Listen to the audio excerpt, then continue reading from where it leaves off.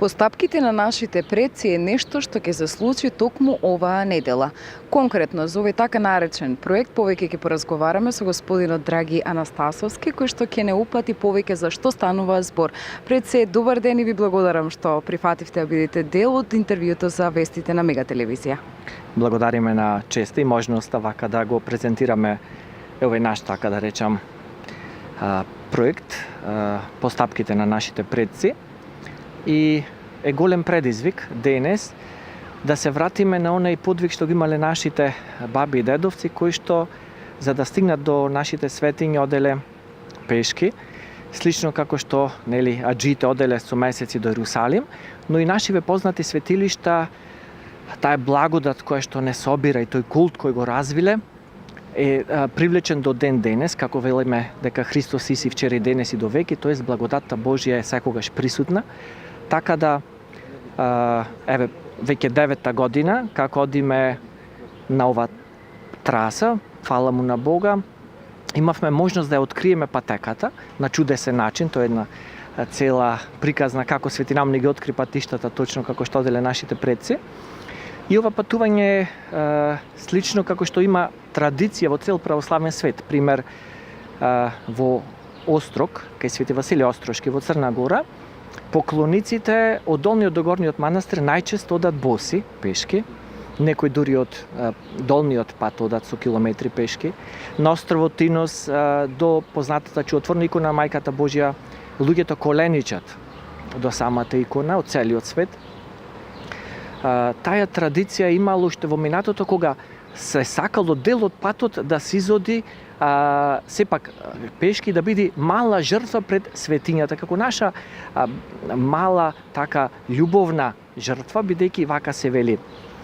Мерата на љубовта се познава по мерата на жртвата, тоест колку е поголема жртвата, толку е поголема љубовта и обратно, така да се вкуси таа радост, мир и благослов Божи, добро и од нас кој ќе направиме нешто, нели, од наша страна.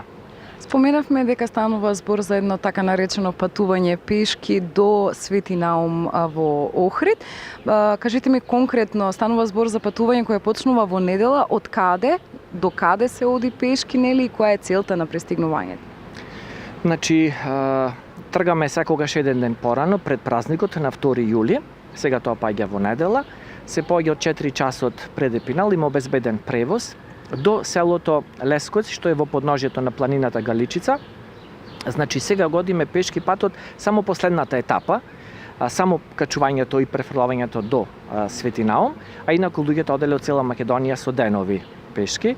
Некои од нашиве, да речам, членови го имат изодено патот од нашата група. Значи, ова е заеднички проект на хуманитарната организација Утешител, заедно со Центарот за едукација Свети Нектарија Битолски. Ние сме членови на тие здружени и така во една добра прилика одлучивме сепак да направиме така чест на нашиот најголем патрон и заштитник и светител, да речам, познат чудотворец во Македонија, Светиот Наум Охридскиот чудотворец, така да ги повикуваме сите благочестиви, добронамерни, кои што имат можност да повелат и да се пријават. Имаме телефони во спотчето, да учествуват и да ја осетиме радоста и благословот Божји од ова патување. Патувањето не е тешко, се оди подсенка, висока букова шума е качувањето, потоа се слегува низ богата борова и листопадна шума. Оделе со нас и деца мали, оделе и баби по 75-80 годишни, така да блага е турата, а и патувањето кога се оди на вакви места Господ дава сила и таа натрешна енергија ќе почувствува секој што би посакал. Од нас се вели дека само наша е намерата, желбата, а Господ после дава сили нештото да го ствариме. Споменавме дека станува збор постапките на нашите предци. Ова е 9-ти пат, како што разбрав, да се одржува оваа така наречена пешачка тура. Ми споменавте чудо на моментот кога го откривте патот токму до Свети Наум. Може ли збор 2 околу тоа? Значи, ние прво планиравме пешки од Битола по асфалт да одиме. Не знаевме каква е турата и по така промисла Божја, по милоста на Свети Наум, еден планинар ни даде карти војнички вика има планински патчина, ќе одите по тие патчина. И сега ние стигнавме до Царина Савајлето, не знаеме каде да се исклучиме. Треба да одиме да се исклучиме селото Лесковец да го бараме. И замислете во 4:30 утрото во темница, ни го пресекува патот, човек со коњик оди по дрва. И го прашуваме каде, вика, еве на 50 метра од тука треба надолу да се исклучите, за да можете да го најдете патот. Значи во 4:30 сатот баш пред нас.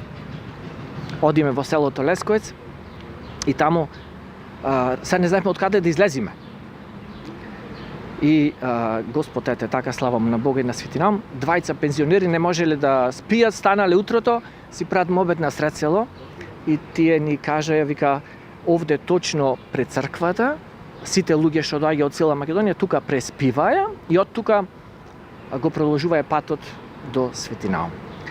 И така, после беше интересно како ги наоѓавме патчината, сега ги обележавме, ставивме знаци, така да може секој кој сака да се вклучи, да учествува во ова.